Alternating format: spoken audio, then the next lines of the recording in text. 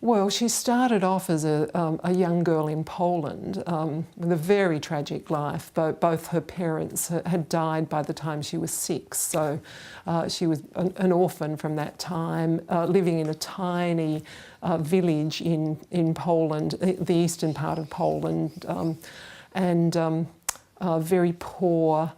She was completely uneducated and living on the streets because she was an orphan at the time that the war broke out, and got caught up in the war breaking out, and the result was her deportation to a forced labour camp in Siberia, where she stayed for about a year, approximately, I'm not exactly sure.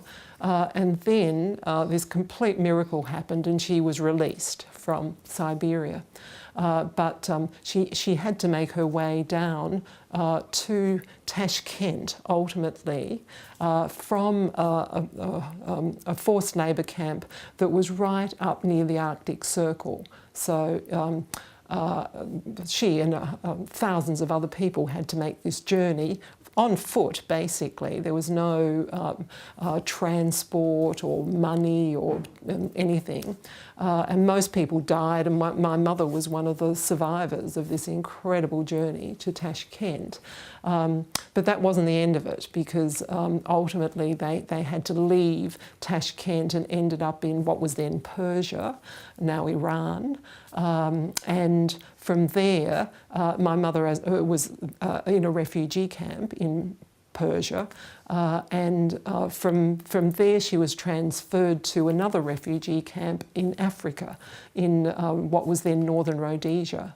And by this time the war was over, and the whole post-war immigration scheme in Australia was happening, and so my mother was one of the group of people who ended up in Australia that way. And that's the film, Once My Mother, covers that story that I've just described of her journey from Poland to Australia.